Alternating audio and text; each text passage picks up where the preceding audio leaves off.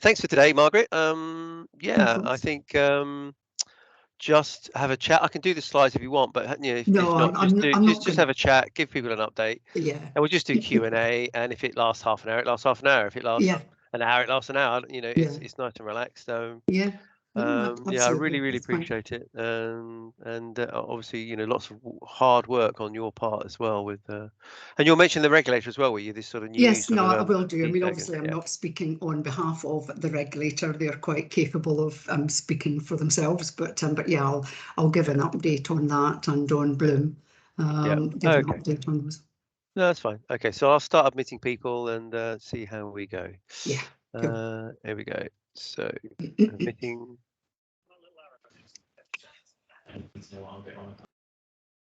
Morning, Ian. Morning, Simon. Morning, Louise. Morning. Morning, Gareth. If you could Morning. mute, that would be great, everybody, just to cut out some background noise. I'll still bring some more people in. Good morning, Peter. Good morning, Rosalind. Good morning, John. Good morning, Barbara. If you've just joined, if you could mute, that would be great, please. Thank you. Just admitting a few more people. Victoria. Good morning, Victoria. Good morning, Paul. That's good. Good morning, Steve.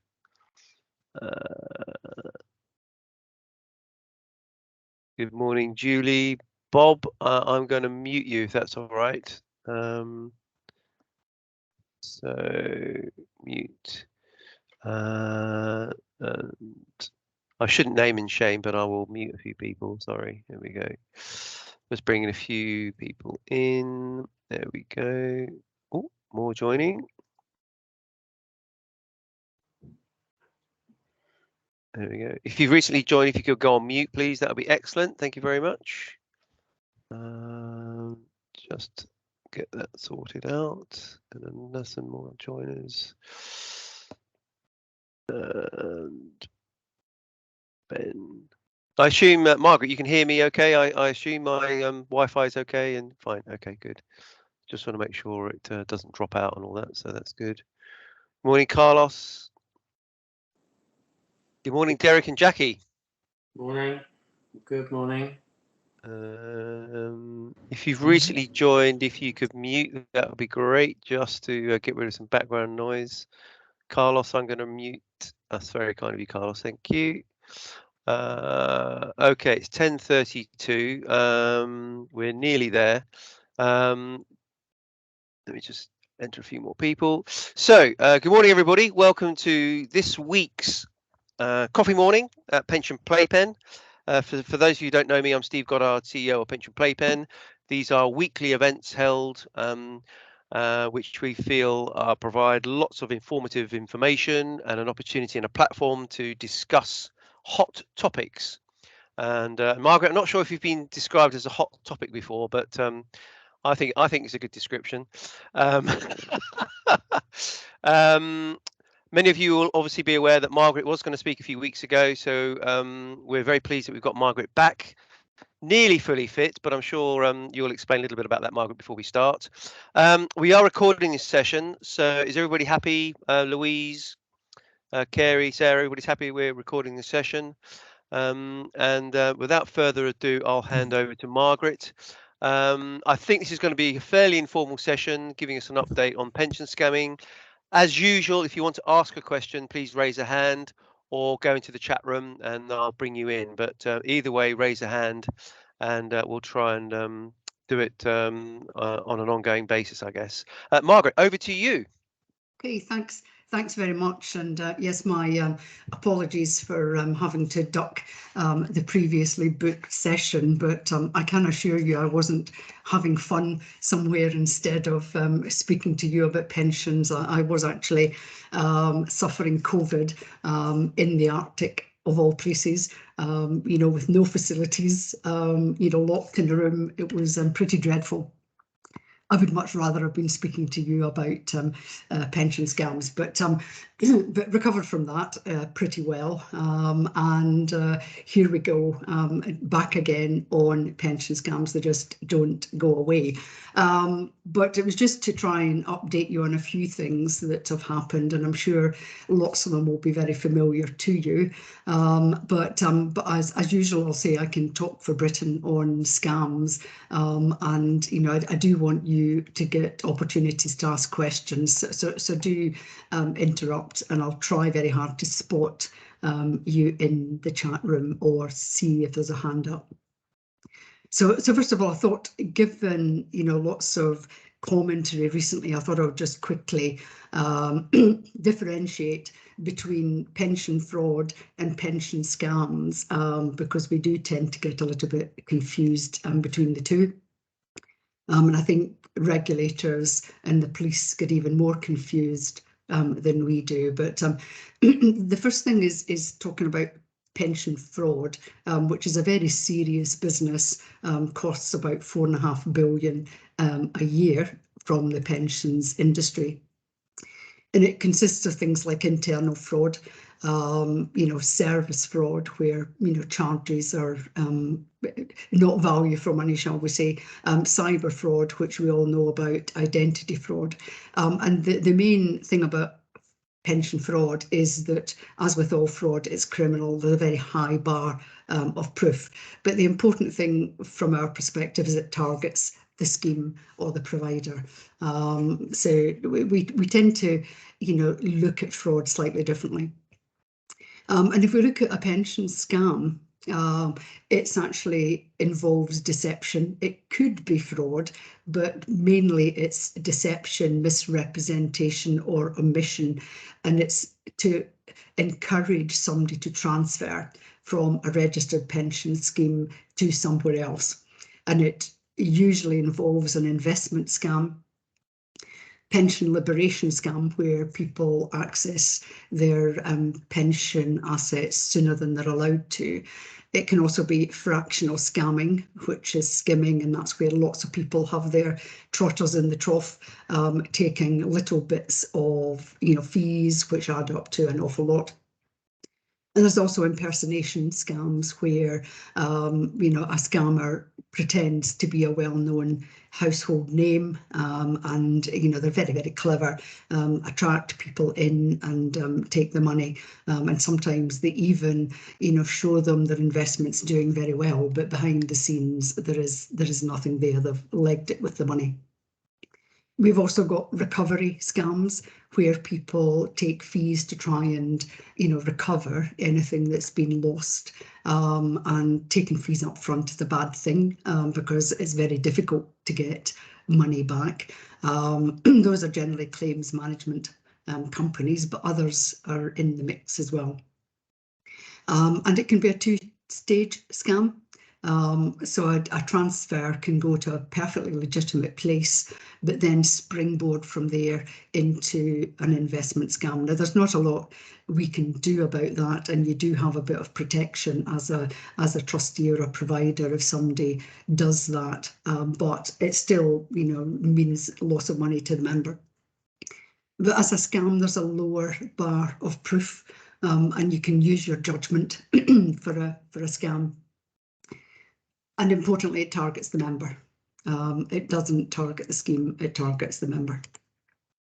But there's another thing called suboptimal pension decisions, and that's where somebody decides to do something that turns out, in hindsight, not to have been a good thing. It's not a scam, it's not fraud, it's a bad decision, either because circumstances changed or the investment returns aren't as good as they were, and there are limited opportunities for redress in those ones. So you might have an advisor in the mix who would then be pursued. You would get fraud compensation potentially, but it's not targeted. People fall into that by making a mistake. So I just thought I'd first of all differentiate, but I just wanted to also talk about the regulations, which everybody's now bored with, I'm quite sure, because they're there. They've been there since last November. But it's important to remember that they cover DB schemes, DC schemes, CDC, although there aren't any, authorised yet, personal pensions, SIPs, SASSs, all are covered by the regulations, and the regulations are looking at the statutory right to transfer. That's all they affect. They don't affect discretionary transfers. They don't affect partial transfers.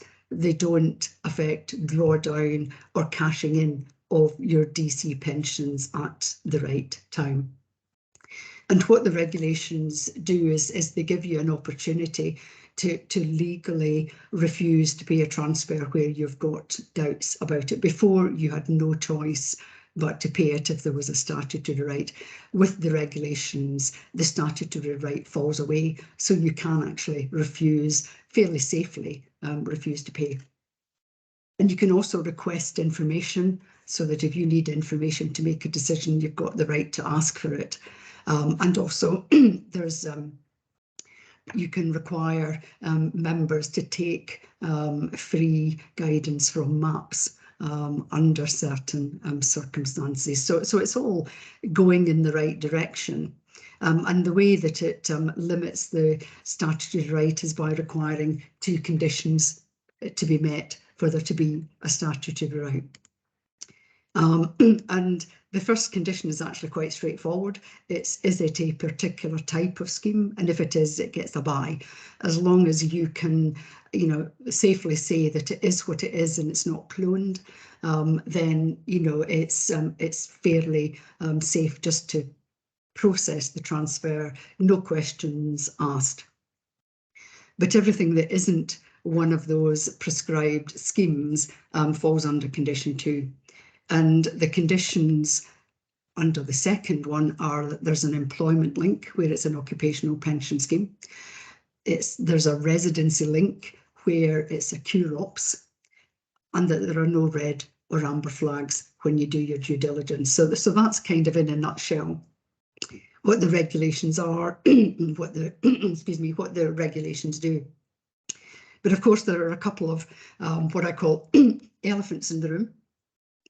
We all know them, the press is full of them now, but the first one is, the condition, it's an amber flag, but there's an overseas investment in a receiving scheme. Now, most overseas schemes have most pension schemes have some overseas investment. That's quite normal. You'd expect schemes to diversify and not have all of their assets in the UK. So this condition is plain silly. It's a bad drafting. We know what was intended. It was intended to catch those dodgy overseas investments, but by the way it's drafted, it catches everything. But it is an amber flag, and the worst thing in a sense that you can do is refer somebody to MAPS for a bit of guidance.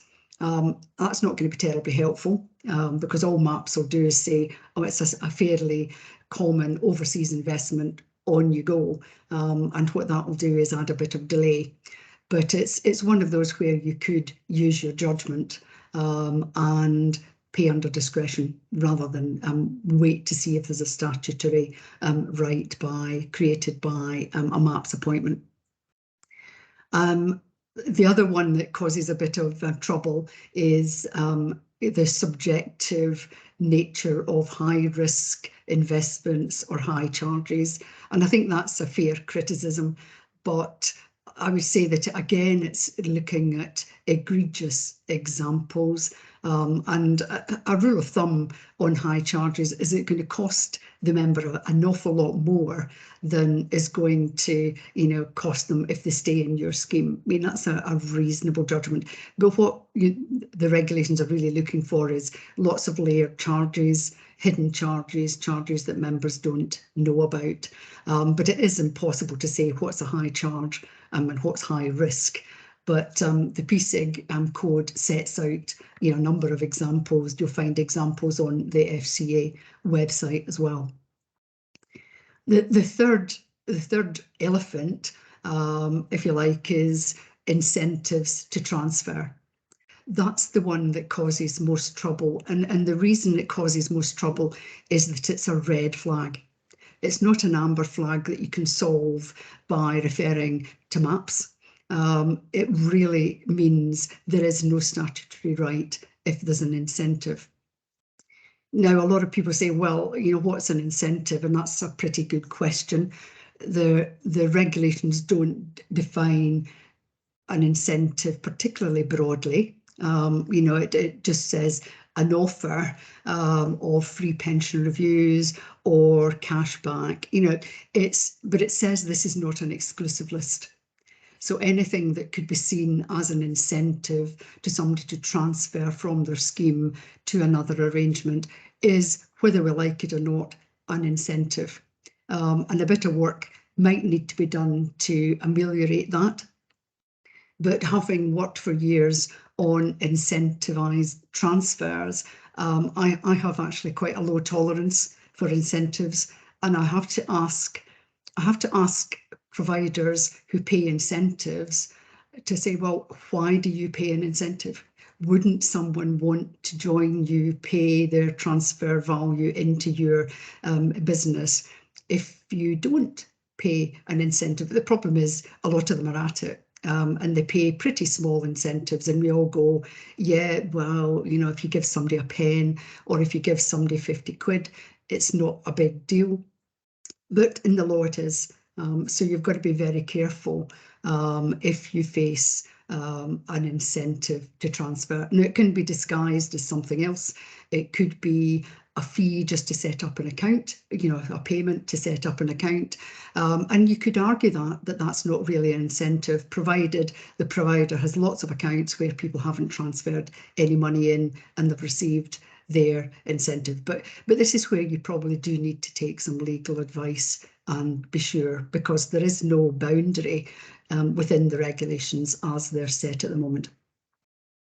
But anyway, there are ways around most of these hiccups, and the most typical way around is using your common sense and assessing the risk. And if you think the risk is quite small, which it probably is, then let it go. But always bear in mind that you could be wrong. The PSIG code, we've been spending the last X number of months updating it. I see Matthew's on the call, and he put, well, I can't even count the number of hours that he put into, you know, trying to explore all these legal avenues and find ways around it.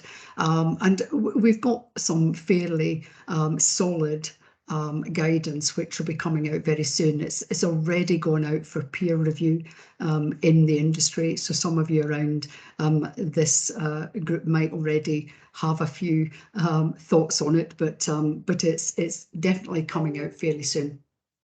The principles that we have a number of principles, but the base for us is that most transfers aren't scams. You see lots of things about some people saying 65–70% of transfers are scams. No, they're not. They're probably not particularly well conducted, but they're not necessarily scams. So what we're trying to do is stop the 5%, but let 95% go pretty well, you know, lightly, but that doesn't mean no due diligence. And in fact, if you don't carry out any due diligence on any transfer, you have no defence if it all goes pear-shaped.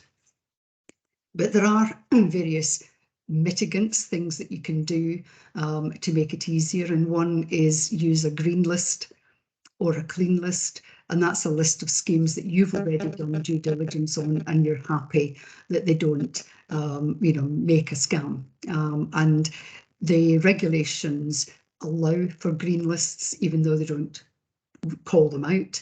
The regulator has made it pretty clear that green lists are a good way to go, but green lists are only as good as you keep them up to date. But they are a time saver as long as you've done your due diligence and you're happy that they don't, they're not likely to raise amber or red flags.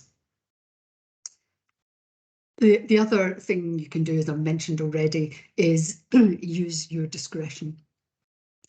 Initially, when the regulations come out, there was a big push not to have people use discretion as a way to avoid doing due diligence and trying to establish a statutory right. And that's quite sensible. But over time, it's looking a lot more like if you use discretion, you must have done some due diligence before you do that. So it's not a straight through, don't do anything, I'll use my discretion. You still have to use, some due diligence to make sure that it's not a dangerous transfer. And the other thing is using strong discharges. If you're in any doubt about having a statutory discharge, you need to make sure you've got a contractual discharge, and that can be quite strong to make it very clear to a member that you've seen some signs and they still want to transfer, for example. Make it quite clear. But the big issue and what we're trying to stop is member loss, but we're also trying to stop delays. Because delays are very bad for the industry. They are a matter of trust, and they do destroy trust if we take ages and it looks as if we're just trying to hang on to the money. But future claims against the scheme are a real risk, and that's where you've got to have your processes right. So you can have speculative claims where things maybe haven't gone quite as well as somebody would actually want, but they take time to work out. CMCs charge fees up front, as I've mentioned. Sometimes they don't always, but they do take a lot of time to defend against those kind of claims. Sometimes they're spurious. The real problem comes if cases go to the Pensions Ombudsman. I tend to think he'll be pragmatic because he's seen all the correspondence around it, he's seen the regulations which he's bound by, but he's also seen the regulator's viewpoint. So he could come down in favour of pragmatism, but we don't know that for sure. The real danger would be if a case gets past the Ombudsman and goes to the courts, because the courts will only interpret the law. So a red flag is a red flag. An amber flag is an amber flag, and if you haven't done the things that you need to do in those conditions, you could be the one on the hook. It will take quite a lot of time to get to a court case, but you just have to be mindful that those are risks that you face. So I see somebody's put something on a clean list. Yeah, asking if some industry body could create a clean list. And nobody has yet stepped up to the plate to do that, but there are certainly discussions around, could it be done? Could somebody else do the work of a clean list? You would like to think that HMRC registration would be a really good clean list, but unfortunately it's not. You would like to think that the FCA watch list would be a perfect, black list, but it's not. But I think it is a very good idea.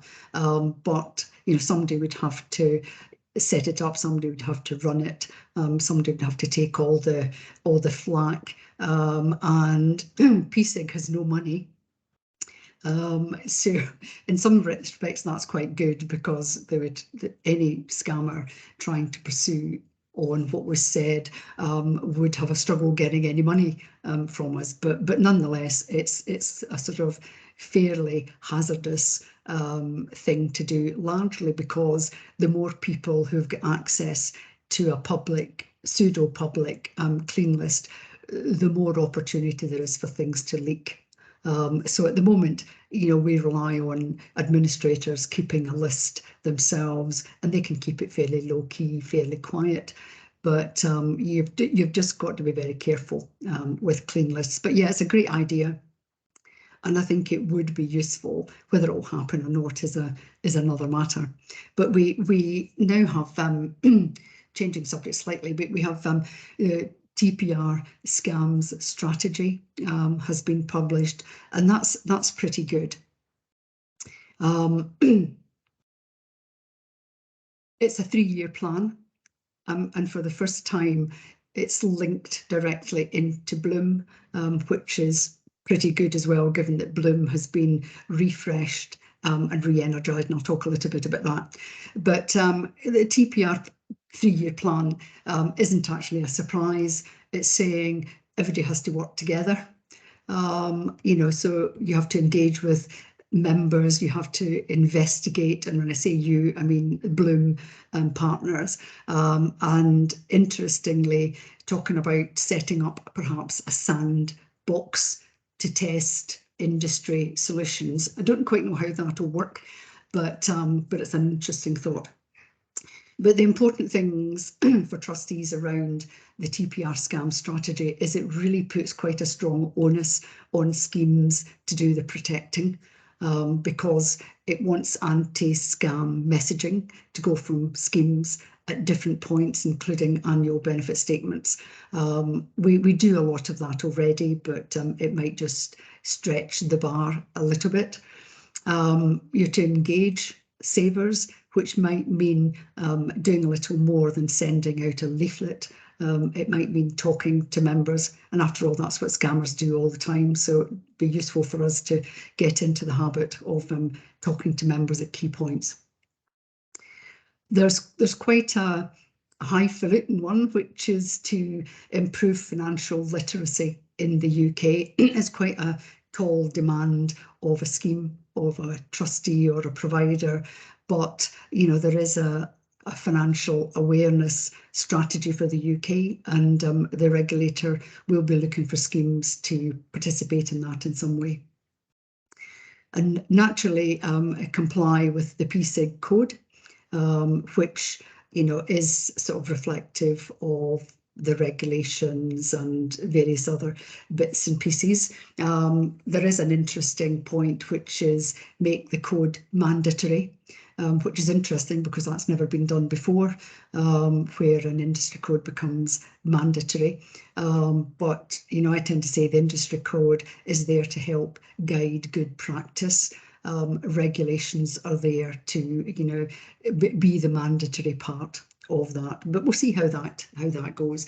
Also, as they're currently interested in, is consolidating small schemes and potentially having accredited trustees, chairs of large schemes.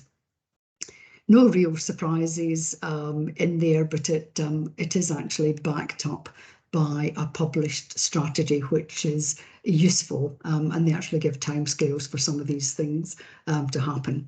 I think importantly, they've been involved in refreshing Project Bloom, which was a name that meant nothing to the public, meant very little to the industry.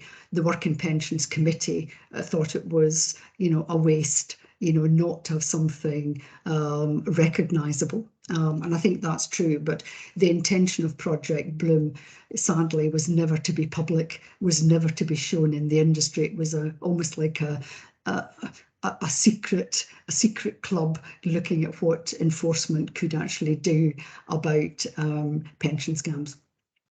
But it is multi-agency, and it does also include PSIG, and PSIG's role in Bloom is to inject a little bit of, shall I say, common sense, you know, what's actually happening in the real world, and look at industry solutions, the code being one of them, PSIF being another one. So the focus for Bloom, which is now called the Pension Scams Action Group, which I think is great. It's a great play on PSIG, but you know, I did actually try and get royalties from them for that, but they wouldn't have it. But hey, there we go. It's such is life for a voluntary group. But its objectives are still, you know, pretty much the same as they were before, but they're joined up a little bit more, I think, is the important thing. So they're there to, you know, raise awareness, which we all try to do, and it's one of PSIG's core principles as well. Improve intelligence. We're still to persuade them that intelligence also means intelligence to and from the industry. It's not just secret intelligence that's shared by law enforcement. And it's also improving practices, which is exactly where PSIG comes in. But its intent is to disrupt and to be able to apply sanctions where necessary. But very importantly, it has actually picked up the mantle of victim support, which is being led by MAPS. And I think that'll be a terrific stream. It's already been very active and listening to how it might be coordinated and make it a little bit easier for people who are victims. So I see there are a couple of comments in. They're just going a little bit above my horizon, but says Margaret, do you think the cost? Do you think the cost of living crisis should make providers keener to encourage savers over 55 access their money, or should they make it harder? That's quite an interesting question, and I guess it's probably come from Henry. I think, yeah, thumbs up. I must admit, I think there are a couple of things. I think people should not have to worry about where they get heating, where they get food. I just think that sort of situation is a disgrace for a first world country, and it means the benefit system is all wrong. But that's a political statement which I don't generally make. I think if people have savings, I don't see any problem with them using it to get by. They've got to get money from somewhere. If there's saving there, although it's intended for retirement, if they don't get retirement because they starve to death, then it was a waste of time. But I think we need to be very careful what that then means. It then means they don't have savings for retirement, and that comes to my sort of old chestnut that if the retirement, if the state pension was enough to live on, wouldn't actually matter so much whether people saved and had money there for luxuries. So it comes down to the benefit system, but I don't think in times of hardship and crisis we should be so precious that a pension has to be saved at the cost of everything else. But of course it would need legislative backing to do that. But I do have a lot of sympathy. Couple of other questions. There needs to be more education for IFAs. They don't seem to understand the due diligence. I think that's true, and I think it's true of a lot of providers as well. FCA has actually recognised that advisors need more training, particularly in things like overseas transfers, where they've actually come out to say, if you don't know enough about the overseas territory that you now have responsibility for advising on, then learn it. And I think that's pretty solid stuff. But yes, I think it would be useful. PASA has produced a guide to transfers, and what it tries to do is educate IFAs and administrators on what's needed, what information is needed to, properly advise on a transfer. And I think taking a look at that is probably quite helpful in this regard.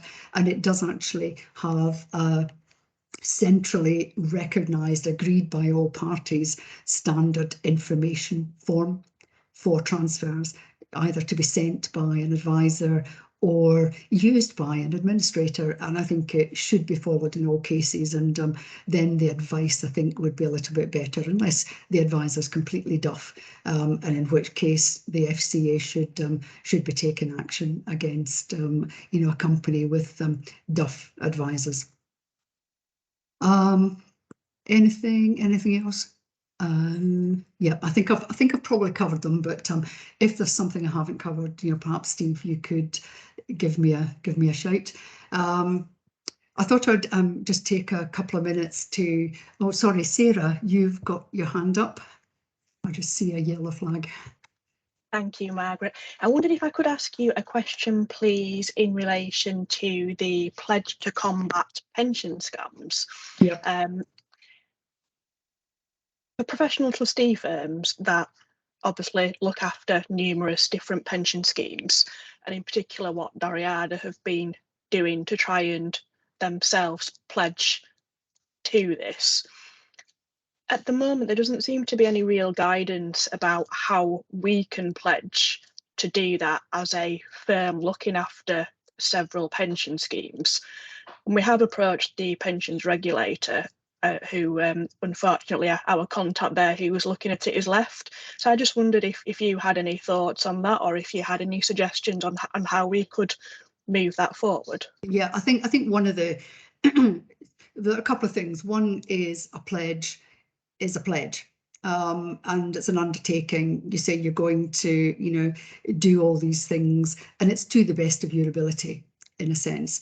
And I think where you're coming from is that trustees and administrators advise multiple schemes, and some schemes might not carry out all the actions that the pledge suggests you do. That is actually quite challenging, but I don't think it stops people pledging. What it would stop you doing is being able to pledge and then not do anything at all when it becomes something that you've got to sign up to and demonstrate. So I think pledging is perfectly fine. It's when you come to, practically showing what you do, it's a bit more difficult. And we've certainly already raised this with, TPR. And we did actually think, should there be a pledge for administrators that acknowledges that they've got standard processes, and if schemes don't take them up, it doesn't dilute the pledge from that administrator?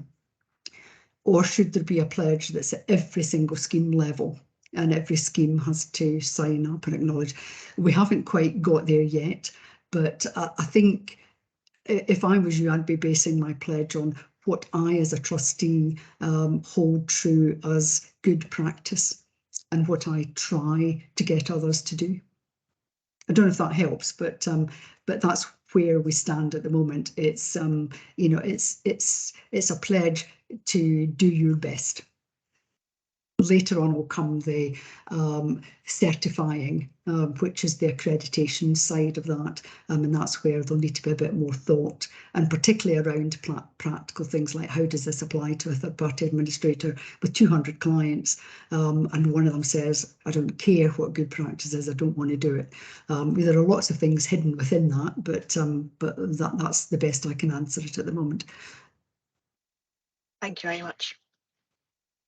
Margaret, we have a question from David Everett. Yep. David, do you want to ask your question? Don't know if you can unmute, David. If you can, shouldn't be now.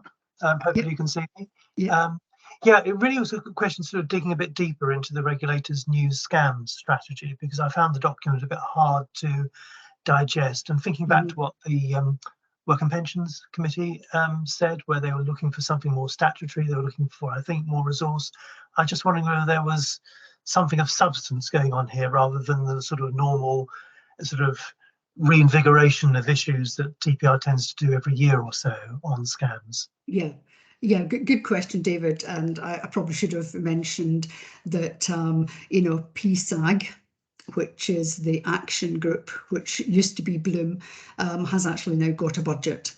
They didn't have a budget before. It was all just done on various people being prepared to put some time into it out of their own resources. But now there is a specific budget for Bloom. Or for PSAG. It's not a huge amount, but what it is allowing is for a little bit more organisation and for the recruitment of a senior specialist to lead all the initiatives under PSAG, and actually make sure that all those sort of partners around Bloom, PSAG actually do what they promise to do. Because until now we haven't had that. So we've now got some resource as I say, not huge, but the important thing is they'll be able to recruit somebody whose sole job will be to make some of these things happen. And you know, the Working Pensions Committee, as you know, David, you know, wanted a new name because Bloom meant nothing. So it's now been changed to Pension Scams Action Group, and it does have some money, and it does have a strategy group from the various partners around it, and there must be a dozen strategic partners, including PSIG, as I mentioned. But I'm on that hopeful. subject, Sorry, Margaret, carry on. just to interrupt on that subject, and probably for everybody's benefit, are you allowed to tell us what the budget is? I.e., how serious are the regulators taking this? I don't think I'm allowed to say what the budget is, but it's 6 figures for 1 year, with a probability quite high of more in years 2 and 3.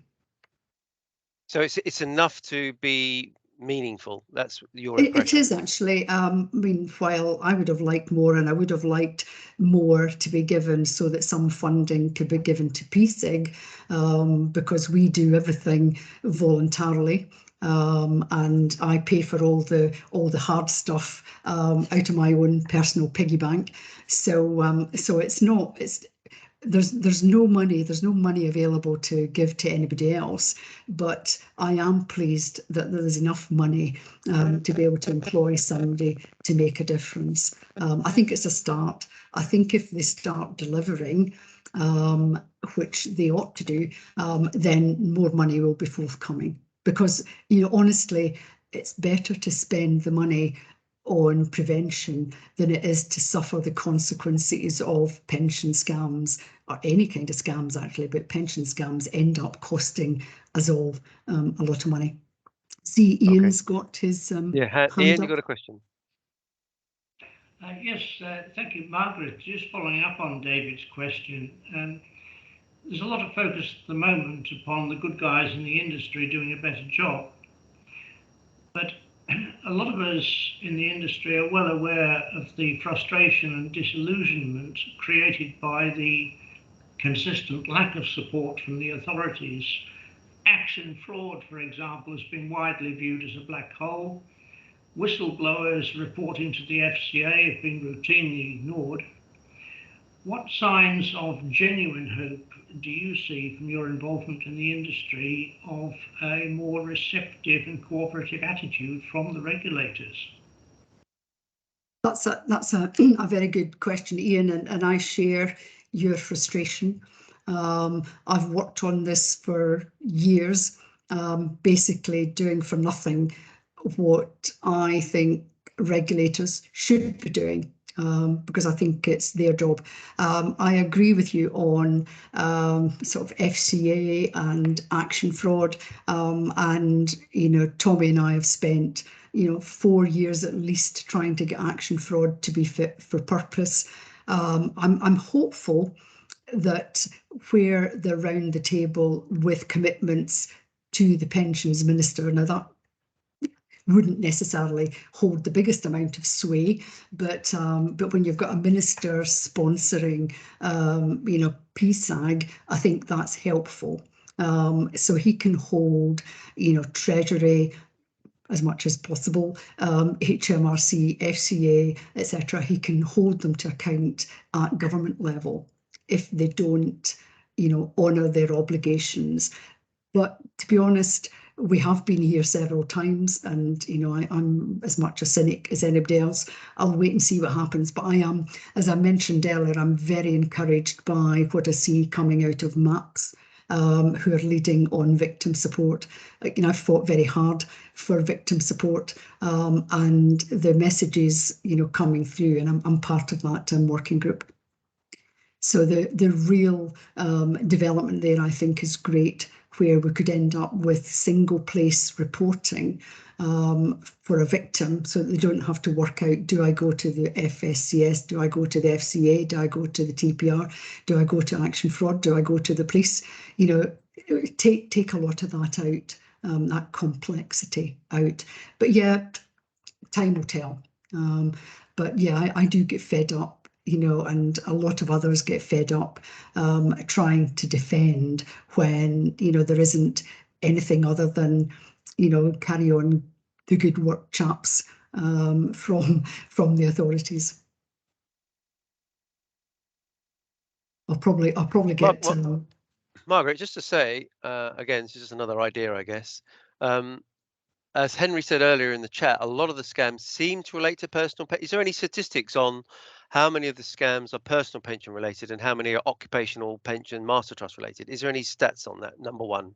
I've kind of forgotten the stat. I did have it, and I can supply it, but I would say it's broadly 90% of bad transfers are to personal pensions, and that's because personal pensions open up all sorts of opportunities. I mentioned sort of two-step scamming. Sometimes you've got people transfer to a SIP so that they can then hop on into something that's less than good. But the vast majority of transfers go to personal pensions as well. So in a sense, it's proportionate.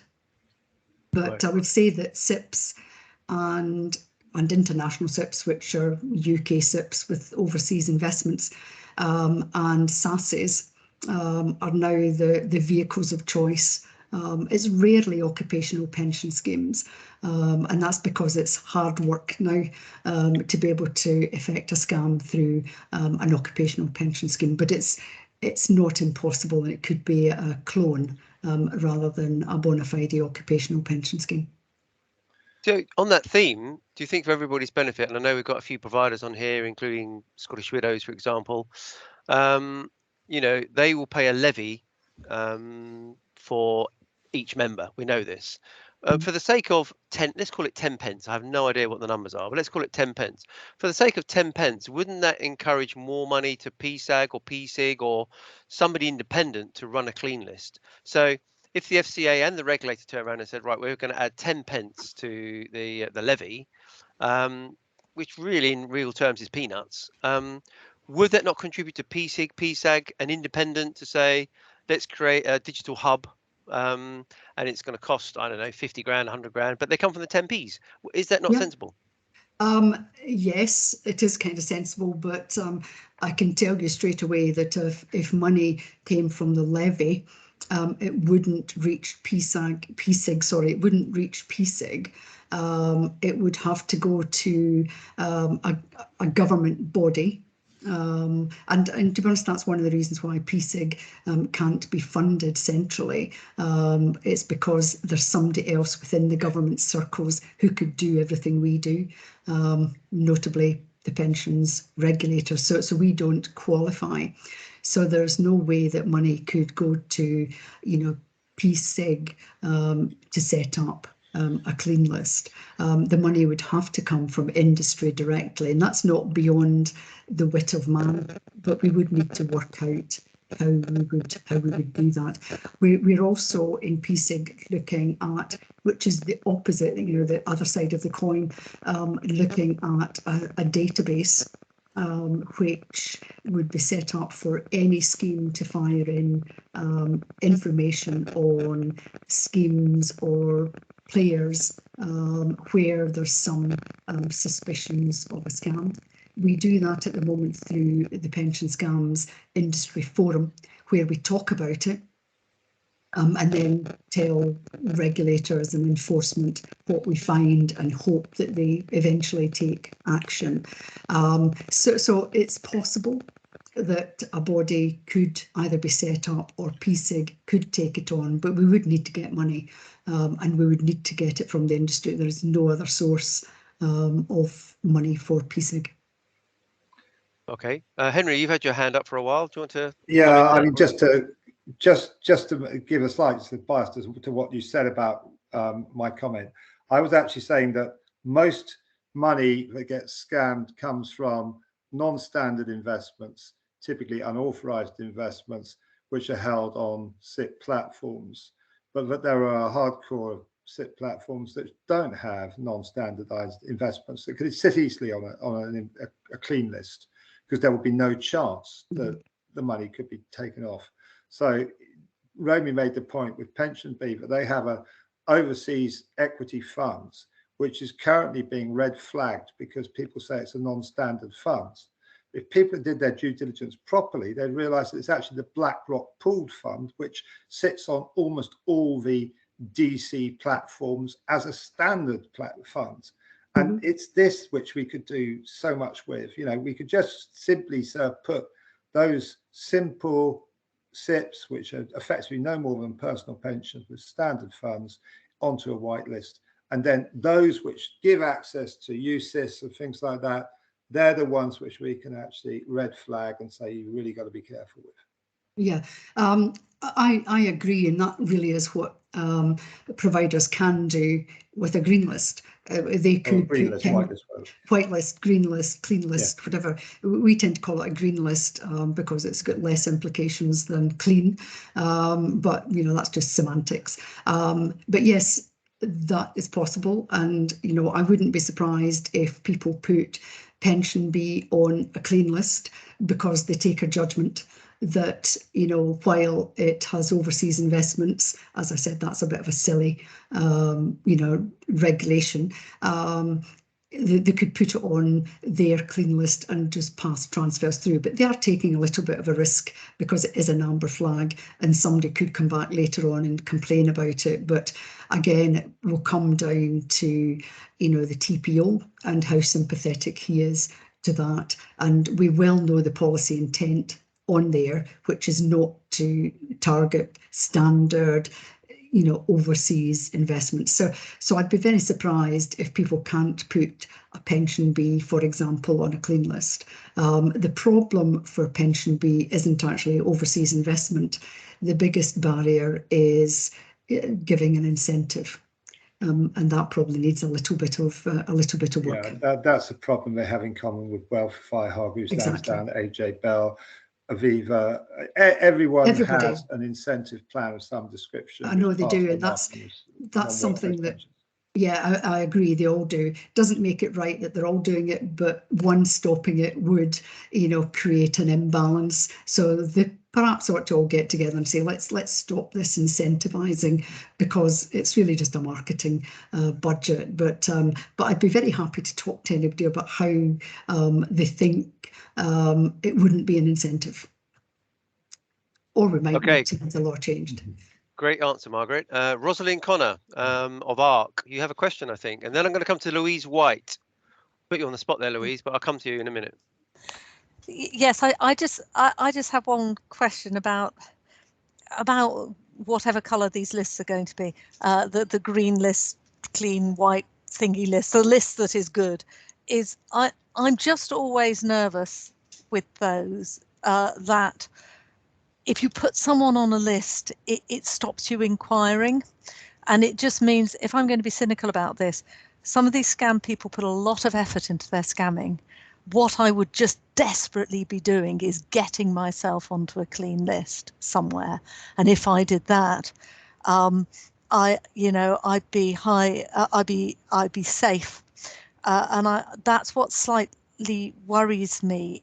And I don't know if there's a solution, Margaret, and I don't know what you think about this, but is there not just a bit of a risk with us all saying, you know, they've put together these regulations, they're a bit fiddly, as you say, they don't work brilliantly in a number of ways, and it would just be so much more practical if we can just put people onto a clean list, and then, as you say, as long as there isn't a red flag, we can just go through with it. We run a bit of a risk because if it turns out there was a problem, you know, it's going to be hard to justify that we didn't actually go through the process we were required to go through.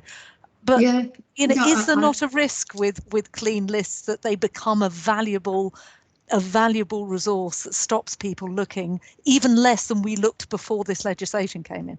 It is a risk, and that's why at the moment the focus is on clean lists by organisations that do enough transfers to justify, you know, creating a clean list. But a clean list is only as good as how up to date it is. And if you allow a scam scheme or provider to be part of that, then you haven't done up to date due diligence. So it takes effort to do it, but it's not a panacea. You know, in a sense, it's the same problem with blacklists, because blacklists mean if somebody's not on a blacklist, you think they're fine. So it's kind of horses for courses in a sense. But yes, any clean list needs to be kept up to date, and it is quite hard, and that's why it takes funding to be able to do it. But you know, if regulators don't want to do it, if HMRC doesn't want to do it, there's a reason, and it's because it is labour intensive, it is costly, and it still leaves risk. And who would be responsible if somebody on a clean list wasn't actually clean? And that's not been tested yet. Yeah. But the thing to bear in mind, I suppose, is there is already a clean list, which is condition 1 transfers.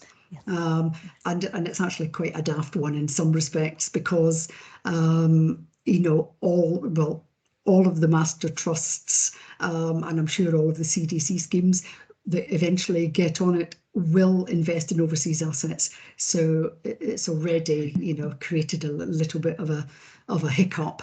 But people just need to do due diligence, whether they do it through the support of a clean list.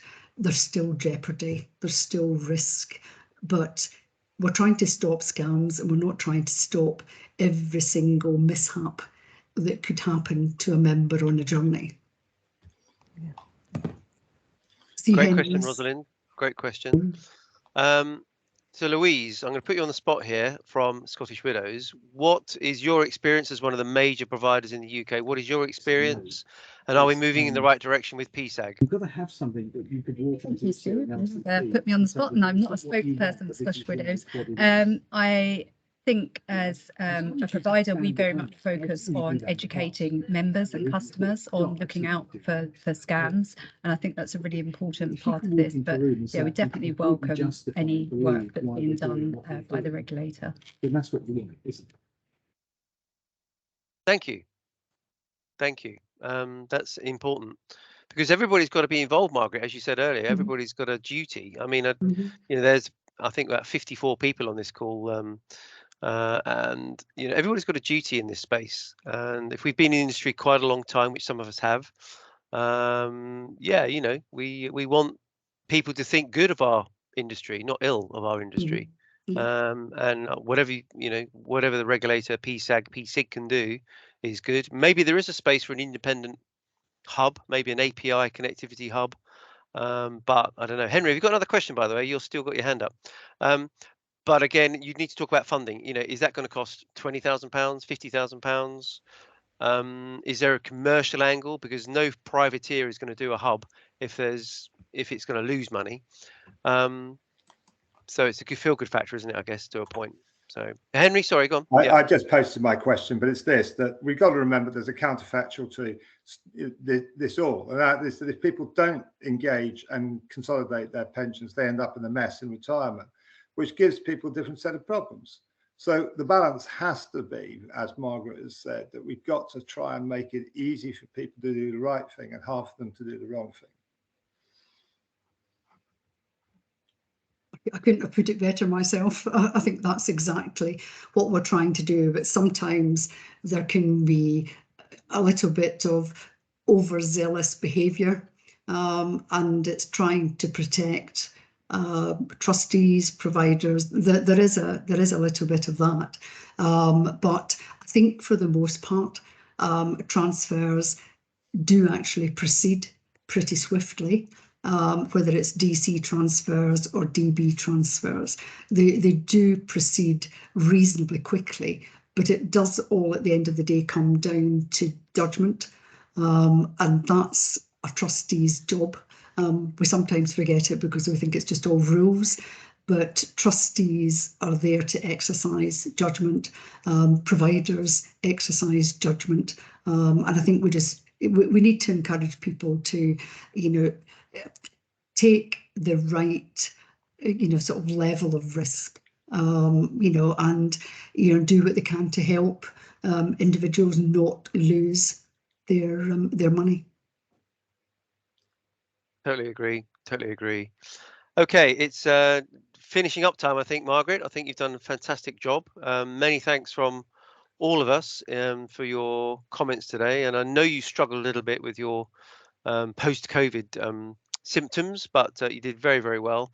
It looks very, very positive in terms of funding, and good to hear it's got 6 figures rather than 5, Margaret, by the way, in terms of budget. And well done for raising that fund, because it's all good news. So really, really appreciate that. If anybody wants to email Margaret directly, I'm sure a lot of you got her contact details, or you can contact her directly on the Pension Playpen site. Direct messaging is fully available. Next week, we have value for money, one of Henry's great things. We're going to have a value for money debate and discussion. And value for money counts for personal pensions and occupational schemes, and obviously master trusts. So value for money is next week's hot topic. You may be on the beach, but if you're not on the beach, then that's going to be the next topic. So one other piece of news from Playpen is that probably from beginning of October, we are going to create CPD events. So continued professional development, whether you're an actuary or an IFA or a trustee, an APPT, a PMI, whatever, we'll be having CPD for events and that sort of stuff. So that's going to be quite an interesting development. And as usual, if you like Pension Playpen, what you've heard this morning, and you're not a member, please join. If you are a member, you can invite others to join on the Invite Friends tab. If you want to blog, please blog as well, because we do value your opinion. And we, as usual, want to pray for peace in the East. Cannot believe it's now the 9th of August, and I'm still saying peace in the East. It's you know, a very, very sad situation. So let's pray for opportunity there, and that we can try and get to some sort of agreement politically. And I hope everybody has a great week. Turn your air conditioning up, buy lots of ice lollies, and enjoy the heat wave that's coming. And we'll hopefully speak to you on Tuesday next week. So Margaret, thank you again. Many thanks, and wish you a speedy recovery, continued recovery. And that was an excellent, excellent session. Thank you very much indeed. So we'll post this up on the Playpen video feeds as well. So that'll be on the Playpen site. So thanks, Margaret. Take care. Thanks, everybody. Enjoy the rest of your day.